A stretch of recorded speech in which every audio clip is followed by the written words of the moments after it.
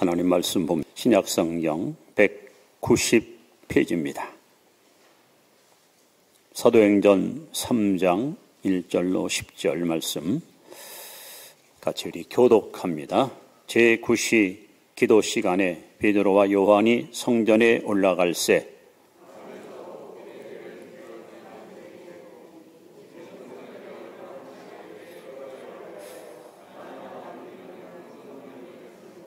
그가 베드로와 요한이 성전에 들어가려 함을 보고 구걸하거늘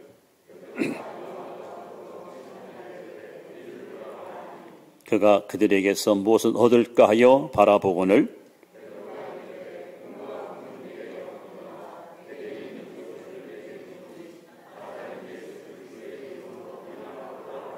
오른손을 잡아 일으키니 발과 발목이 곧 힘을 얻고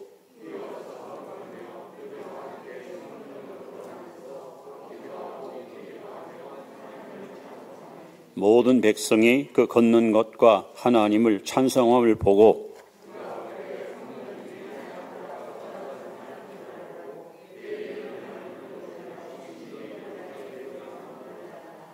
함께 예배드려서 행복합니다. 늘 믿음으로 승리하시 바랍니다.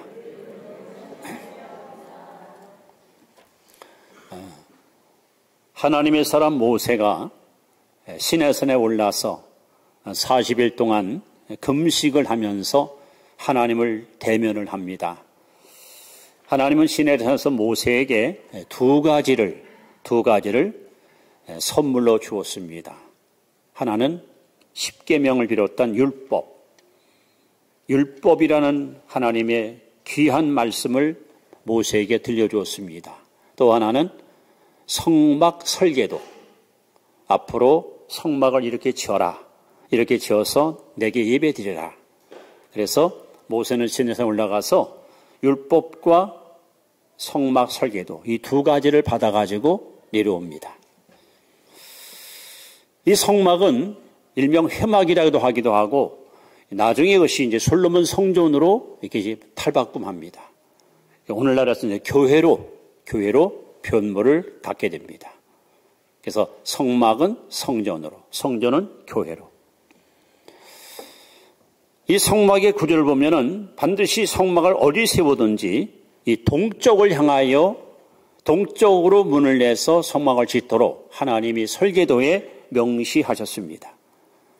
그래서 솔로몬이 예루살렘 성전을 지을 때도 해가 떠오르는 동쪽을 향해서 문을 내서 모든 백성들이 서쪽으로 들어왔다가 동쪽으로 나가도록 그렇게 성막 설계도를 하나님이 제시하였습니다. 그래서 누구든지 성막 혹은 성전에 들어갈 때는 반드시 서쪽으로 들어갔다가 나올 때는 동쪽으로 나옵니다. 자, 그런데 오늘 본문에 보시면 미문이라는 이름이 나오죠. 미문. 바로 이것이 동쪽에 있는 문입니다. 일명 아름다운 문 혹은 왕의 문, 황금의 문이라고도 합니다. 오늘 예수님께서 저와 여러분과 온 인류를 향해서 양손을 넓게 벌리시고 이렇게 말씀합니다. 수고하고 무거운 짐자들은 다 내게로 오라. 내가 너희를 쉬게 하리라. 여러분, 누가 우리에게 이렇게 자상한 음성으로 내게 오라고 부르시며 우리가 지고 있는 인생의 무거운 짐을 벗겨주겠다고 말씀한 자가 있습니까? 바로 예수님만이 저와 여러분의 무거운 인생의 짐을 벗겨주시고 자유와 해방을 주는 유일한 우리의 구원자가 되십니다. 여러분들이 교회당에 올 때와 예배를 마치고 돌아갈 때는 분명히 달라야 됩니다. 마치 이스라엘 백성들이 서쪽으로 돌아갈 때는 각양 문제를 안고 들어가요. 그리고 예배 드리고 동쪽 문으로 나올 때는 문제를 해결받고 기쁜 마음으로 집으로 돌아갑니다. 오늘 이 자리가 여러분이 가지고 있는 크고 작은 모든 문제가 해결받는 응답의 자리가 되기를 주 이름으로 축원합니다. 그럼 구체적으로 이스라엘 백성들은 성전에 들어가서 무슨 문제를 해결받았을까요? 세 가지 중요한 과제를 하나님은 우리에게 말씀하는데 그 첫째는 죄의 짐을 지고 돌아가서 벗어버리는 거예요. 여러분, 아담 하와의 범죄로 말미암아 우리에게는 어떤 불행이 찾아왔습니까? 로마서 6장 23절에 죄의 싹은 사망입니다. 사망이라는 말은 하나님과의 관계가 끊어졌다. 하나님의 관계가 단절됐다는 거예요. 자, 하나님 없는 인생, 하나님을 떠난 인생, 허무와 무의미, 가치 없는, 무가치한 이런 인생을 살 수밖에 없습니다. 그런데 하나님은 이 범죄한 인간, 타락한 인간이 유일하게 하나님을 만날 수 있는 장소를 지명하셨습니다. 바로 그것이 성전입니다. 너희들이 나를 만나고 싶으면, 너희들이 죄로부터 구원받고 싶으면 내가 지명한 곳 성전으로 나아오라. 올 때 서쪽 문으로 들어왔다가 나를 만나고 동쪽으로 나아가라. 하나님이 이렇게 놀라운 속죄의 기회를 열어주었습니다. 그래서 여러분, 하나님이 계신 성전에 여러분 들어올 때 크고 작은 문제, 특히 죄의 문제를 갖고 나왔을지라도 그들은 그 무거운 죄짐을 벗어버리고 예배당에서 밖으로 나아갈 때는 진정한 영혼의 자유함을 노래하면서 기쁨으로 돌아가는, 이것이 하나님이 성전을 이 땅에 세우신 궁극적인 목적이고 궁극적인 뜻이 담겨져 있습니다. 그런데 하나님이 세운 성전에 하나님을 만나러 나아갈 때 반드시 제물이 필요합니다. 왜? 인간은 죄인이라 감히 하나님을 아련할 수가 없어요. 그래서 죄인을 대신해서 죽을 제물이 필요합니다. 다시 한번 속죄의 제물이 필요합니다. 그래서 하나님은 크게 두 가지 제사법을 이스라엘 백성들한테 알려주셨는데, 첫째는 번제, 둘째는 아사셀 제사입니다. 이 번제는 제물을 가지고 나오면 제사장들이 제물을 살핍니다. 병이 안 들었는가, 혹은 절진 않는가. 그래서 깨끗하고 흠이 없는 제물로 인정을 받게 되면 안수기도를 한 다음에 이 제물의 목을 따서 피를 제단에 뿌리고 그리고 각을 떠서 불에 태워 하나님께 냄새를 올려드리는 것이 바로 번제입니다. 이것은 오늘날 헌신을 의미합니다. 두 번째 제사는 아사셀 제사입니다. 아사셀 제사는 죄인이 대속의 양을 혹은 염소를 끌고 성전으로 나옵니다. 그럼 제사장이 묻습니다. 그대는 어느 지파에 속한 누굽니까? 예, 저는 어느 지파에 속한 아목의 누구입니다. 무슨 일로 오셨습니까? 제가 하나님과 사람 앞에 이런 죄를 범하여 용서받지 못할 추악한 죄인입니다. 제물은 가져왔습니까? 예, 여기 제가 제물을 가져왔습니다. 어서 보십시다. 그리고 아주 세밀하게 제사장은 아사셀 양을 살핀 다음에 됐습니다. 이것은 하나님 받을 만한 합당한 제물입니다 하고 인정을 하게 되면 제사장은 즉시로 죄인의 머리와 그리고 양의 머리에 손을 얹고 기도합니다. 여호와여, 이 사람이 하나님의 법도를 어기고 계명을 불순종하고 악한 일을 도모하여 용서받지 못할 추악한 죄인이오나 이 사람의 죄를 대신하여 이 양이 죽사오니 이 사람의 죄와 허물을 용서해 주옵소서. 기도가 끝나는 순간에 이 사람의 죄는 양에게로 전가됩니다. 이제 당신은 돌아가시오. 당신의 죄는 이 양이 짊어졌기 때문에 용서받았습니다. 이제 아사셀 양은 저녁이 될 때까지 말뚝에다가 목을 매서 이렇게 매어놨다가 이제 땅거미가 짙어지는 저녁 때 되면은 사정없이 양을 내려치면서 성문 밖으로 끌고 나갑니다. 어서 문을 여시오 하고 문지기가 문을 열면 성문 밖으로 양을 내쫓고 문을 꽝 닫아버립니다.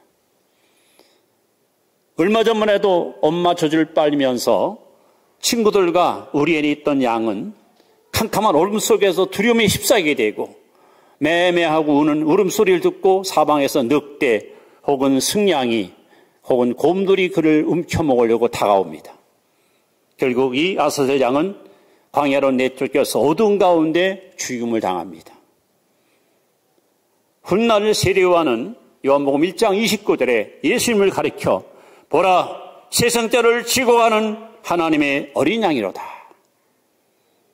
구약에는 하루에도 수천 마리의 양이 죄인을 대신해서 속죄제물로 죽었습니다. 이 아사셀 제사는 바로 이 양은 아무 죄가 없는 양이지만 그 죄인 때문에 누명을 쓰고 채찍에 맞고 어두운 가운데 버림받았습니다. 바로 예수님께서 여러분과 저의 죄를 대신 거머쥐시고 십자가에 채찍받고 죽으시고 거룩한 보혈피를 흘려서 그는 하나님께 저주받음으로 우리에게 생명의 문을 열어 놓았습니다.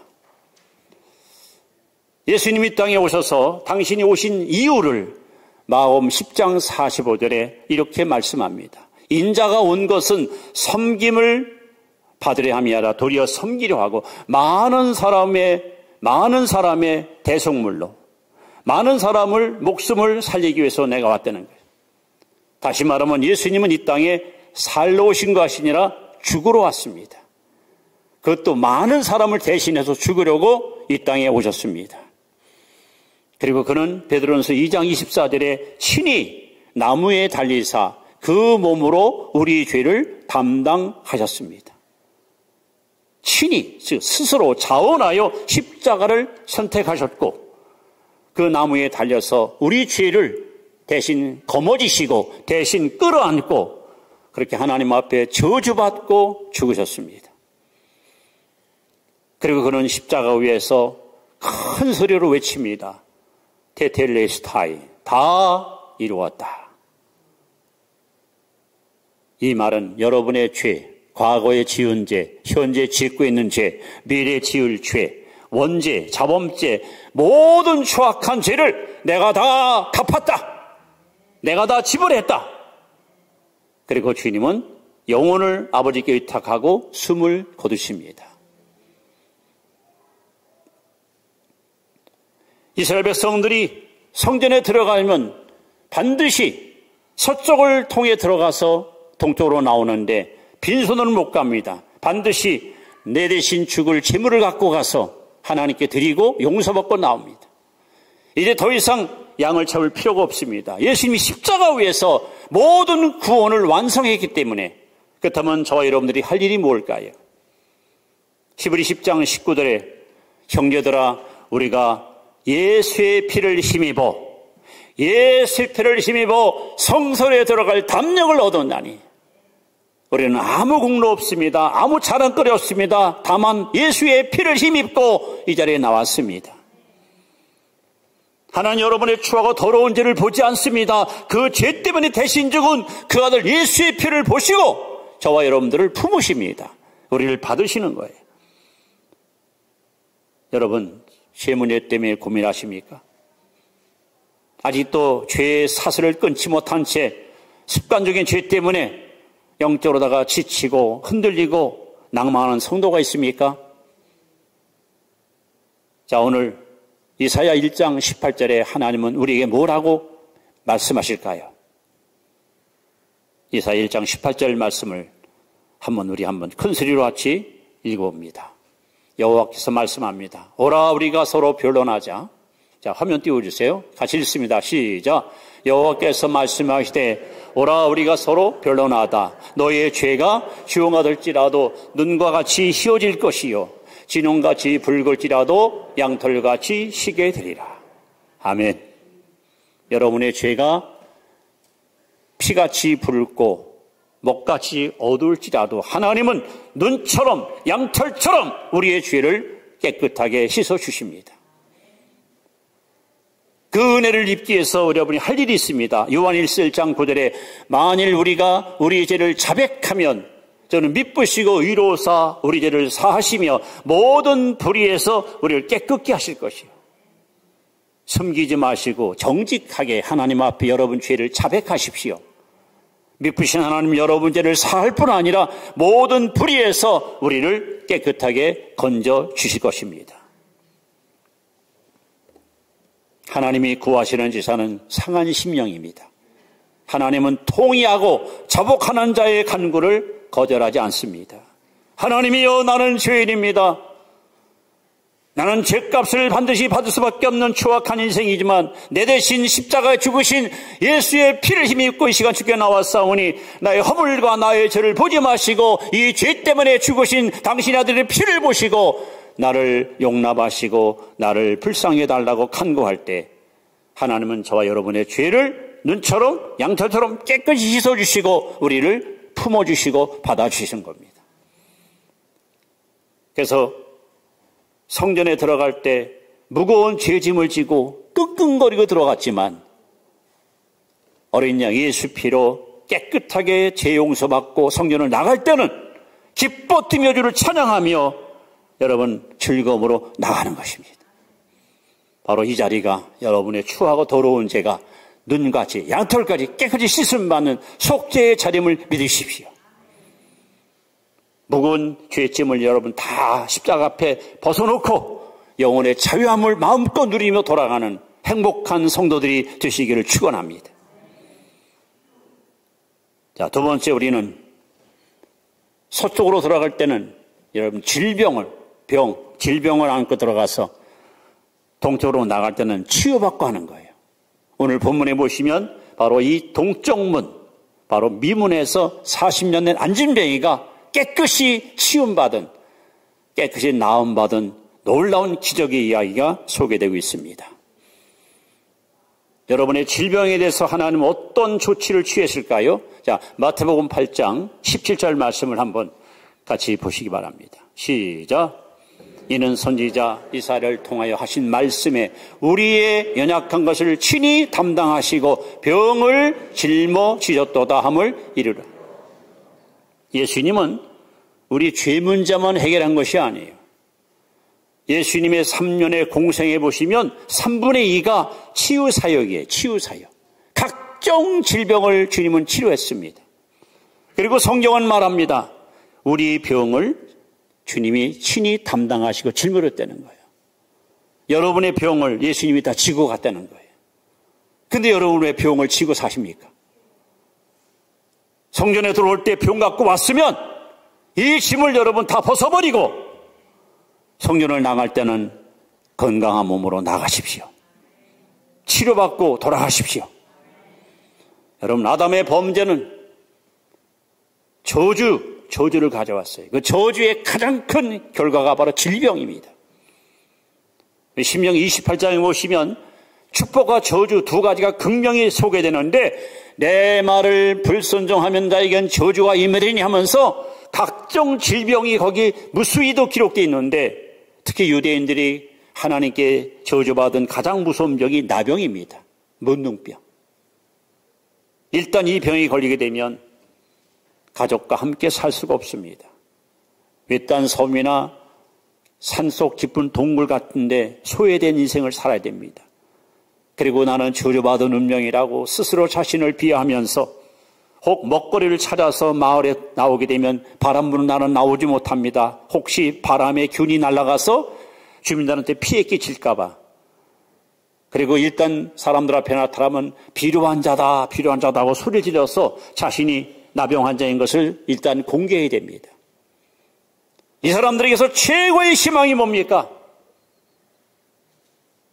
예수님께서 12명의 문둥병자에게 가서 제사장에게 네 몸을 보이라 그랬어요.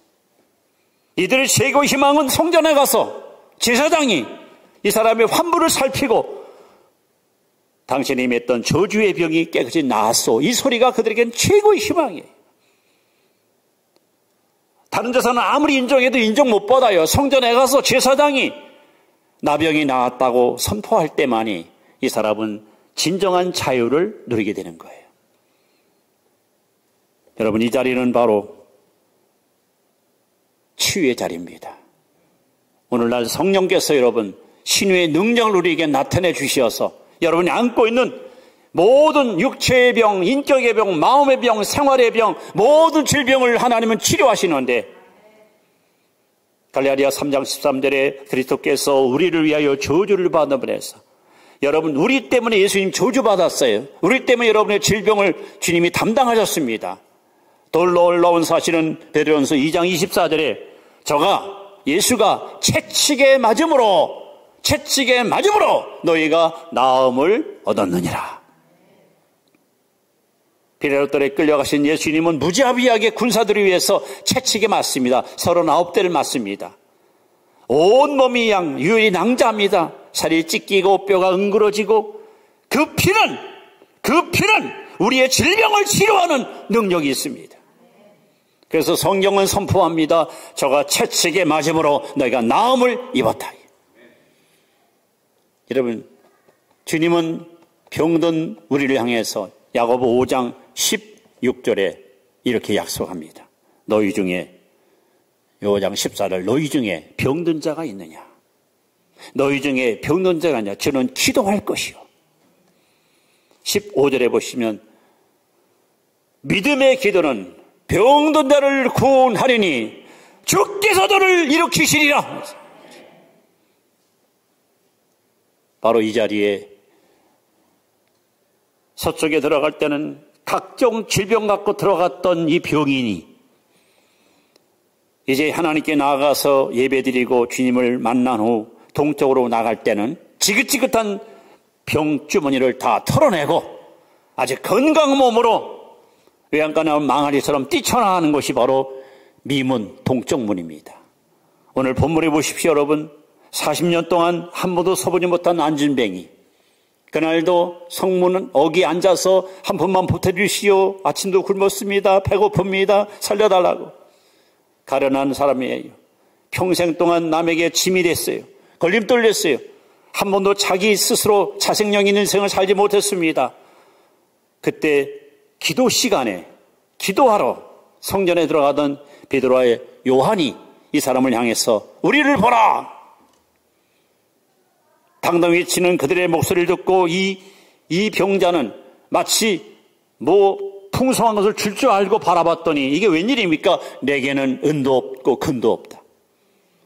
내게는 은도 없고 근도 없다. 그러나 내게 있는 것으로 내게 주노니 곧 나사렛 예수 그리스도의 이름으로 일어나 걸어라 할 때에 40년 된 안진뱅이가 벌떡 일어나서 다리와 팔에 힘을 얻고 기뻐 뛰며 주를 찬양하며 성전으로 들어가 하나님께 영광을 올렸습니다.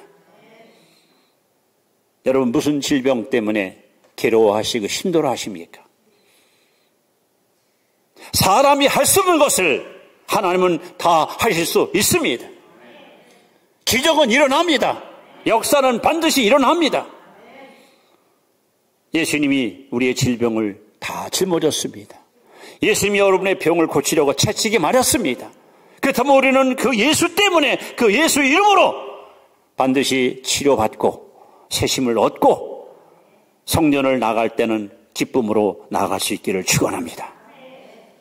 그래서 하나님은 우리에게 이렇게 선포합니다. 출애굽기 15장 26절에 여호와 라파, 나는 너희를 치료하는 여호와라. 나는 너희를 치료하는 여호와라. 하나님은 우리를 치료하신 분이에요. 심지어 시편 103편 3절에 보시면 저가 모든 죄를 사하시며 저가 모든 병을 고치시며 분명히 말씀하셨습니다. 이 시간 이 치료의 역사가 성령의 능력을 통해서 여러분에게 미칠 수 있기를, 응답될 수 있기를 다시 한번 주의 이름으로 축원합니다. 이렇게 죄인이 죄덩어리를 끌어안고 서쪽 문은 들어갔다가 동쪽으로 나갈 때는 용서와 치유를 받고 돌아가요. 병든 자가 성전에 들어갈 때는 각종 질병 안고 돌아갔지만 동쪽으로 나갈 때는 여기 안진뱅이 일어난 것처럼 기뻐 뛰며 주를 찬양하며 돌아갑니다. 여러분, 이 역사는 지금도 유효합니다. 자, 세 번째, 하나님이 설계도를 하나님이 모세에게 줬다 그랬죠. 그리고 반드시 동쪽 문으로 나가도록, 해가 떠오르는 동쪽을 바라보고 나가도록 그렇게 하나님이 지으라 그랬죠. 자, 이 성전의 또 하나의 위대한 일이 뭡니까? 바로 기도. 여러분 각자 소원이 있으시죠? 기도 제목 다 있을 거 아닙니까? 그 기도의 소원을 안고 들어가서 동쪽으로 나갈 때는 응답받고 나가는 거예요. 응답받고 나가십시오. 그래서 이사야 56장 7절 너무도 유명한 말씀이죠. 자, 하나님의 약속입니다. 한번 다 같이 한번 보겠습니다. 시작. 내가 곧 그들을 나의 성산으로 인도하여 기도하는 내 집에서 그들을 기쁘게 할 것이며 그들의 번제와 희생을 나의 제단에서 기꺼이 받게 되리니 이는 내 집은 만민이 기도하는 집이라 일컬음을 될 것입니다. 여러분, 이 자리가 어떤 자리입니까? 만민이 기도하는 집이에요. 만민이 기도하는 집. 열왕기상 9장 3절에 보시면 하나님이 성전을 향해서 이렇게 말씀합니다. 이 성전을 거룩하게 구별하여 내 이름을 영원히 그곳에 두며 내 눈길과 내 마음이 항상 거기 있으리라. 여러분, 하나님의 눈길, 하나님의 마음이 항상 여기 머물러 있습니다.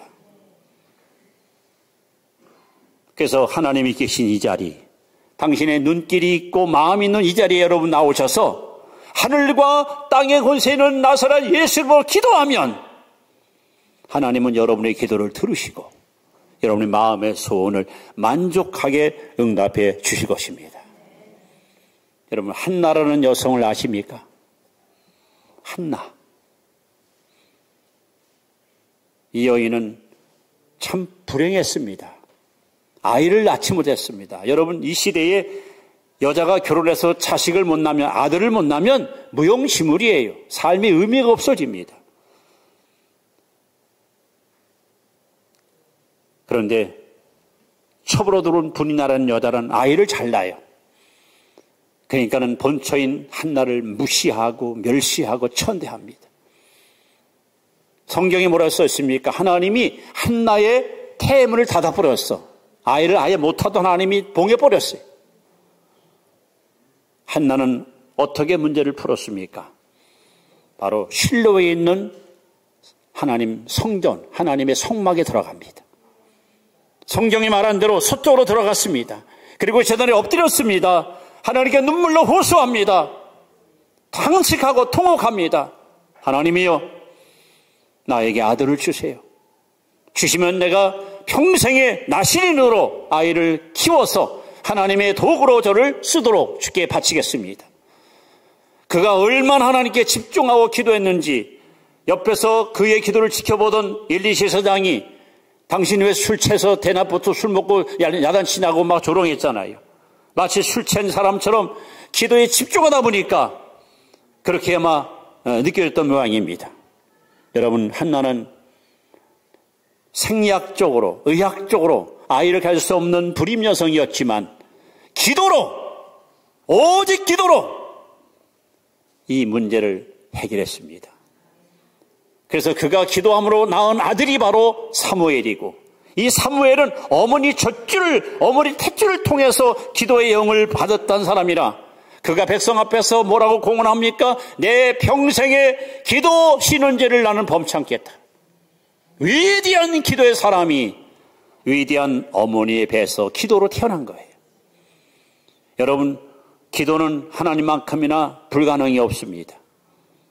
예수님이 요한복음 14장 13절에 너희가 무엇이든지 내 이름으로 구하면 내가 시행하리라. 여러분, 우리가 잠잠히 있으면 주님은 아무것도 못합니다. 아무것도 안 하십니다. 그러나 우리가 기도할 때 주님은 일하십니다. 주님은 드디어 역사가 일어나기 시작합니다. 솔로몬은 어떻습니까? 어린 나이에 왕이 됐습니다. 두려웠습니다. 겁이 났습니다. 아버지하고 너무 비교가 됩니다. 다윗은 정말 너무 위대한 왕이었습니다. 백성은 많고 여러 가지 송사는 자꾸 눈앞에 쌓여오고, 솔로몬은 기브온에 가서 하나님께 1천만 드리면서 하나님께 기도합니다. 하나님, 나는 아직 어린 아이입니다. 선악을 분별할 수 있는 지혜를 주세요. 백성의 수는 많고 저들을 일일이 제가 돌보려면 내 능력과 못합니다. 하나님께서는 솔로몬에게 찾아오셨습니다. 내가 부귀영화를 구하지 않고 백성을 공명정당하게 이끌기 위해서 지혜를 구했으니 내가 지혜 외에 너에게 부귀와 영화를 주리니 이 땅에 태어난 인생 가운데 너와 같이 복 있는 사람이 없을 것이다. 여러분, 우리는 흔히 솔로몬의 지혜를 부러워합니다. 야, 나도 저렇게 지혜를 받았으면. 그러나 여러분, 솔로몬의 지혜를 부러워하지 말고 그의 기도를 부러워하세요. 야고보 1장 5절 말씀에 너희 중에 누구든지 지혜가 부족하거든 모든 사람에게 후히 주시고 꾸짖지 않은 하나님께 구하라. 그러면 주시리라. 솔로몬의 기도가 있었기 때문에 지혜가 온 거예요. 오늘 베드로와 요한은 기도 시간에, 오후 3시 기도 작정 시간에 바로 이 미문 동쪽문에 가서 안주맹이를 잡아 익힌 거예요. 마태복음 11장 19절에 보시면 너희 두 사람이 땅에서 무엇이든지 합심하여 구하면 하늘에 계신 너희 아버지께서 다 이루어 주시리라. 여러분, 부부가 함께, 부모 자식이 함께, 두 사람이 함께 합심해 기도하면 모든 일이 없어요. 안 될 일이 없어요. 합심 기도는 위대한 기적을 창출합니다. 주님은 우리에게 지금도 말씀합니다. 구하라. 그래야만 주실 것이요. 찾으라. 그래야만 찾을 것이요. 문을 두드리라. 그러면 열릴 것이니. 여러분, 우리는 없는 것이 너무 많아요. 없는 것이 많아. 그러니까 구해야 됩니다. 우리는 잃은 것이 너무 많아요. 찾아야 됩니다. 우리는 다친 것이 너무 많아요. 여러분, 열어야 됩니다. 두드려야 됩니다. 너는 내게 부르짖으라. 내가 네게 응답하겠고 내가 알지 못하는 크고 비밀한 일을 네게 보이리라.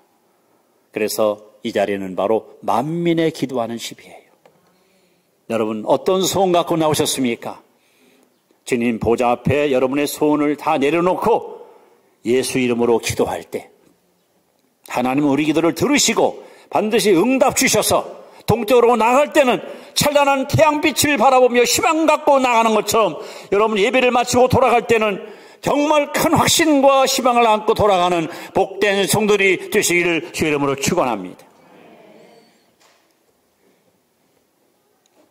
성전에 들어갈 때와 나올 때는 달라야 됩니다. 우리가 교회에 올 때와 교회를 나갈 때는 달라야 됩니다. 우리가 교회에 올 때는 무거운 짐을 지고 왔고 질병을 갖고 왔고 여러 가지 소원 갖고 왔을지라도 예배를 마치고 돌아갈 때는 짐도 벗어버리고 병도 치료받고 기도도 응답받고 그리고 돌아가야 됩니다. 왜? 하나님 여기 계시니까.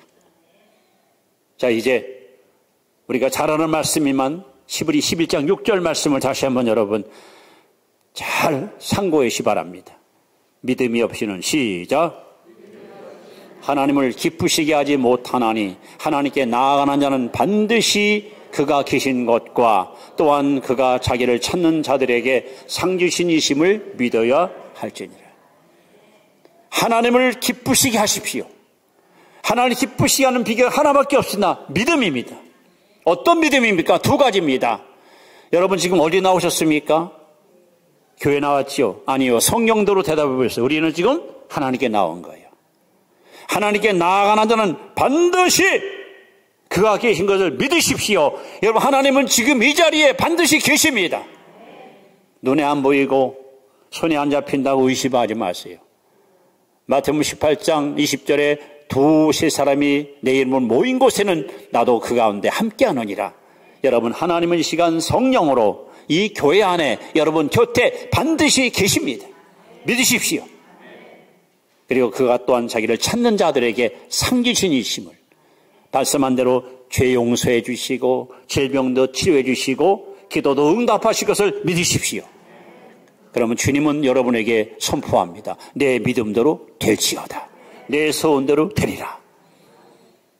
성도 여러분, 이스라엘 백성들이 모세가 시내산을 바꾼 그 성막 설계도대로 항상 동쪽을 향해서 문을 만들어요.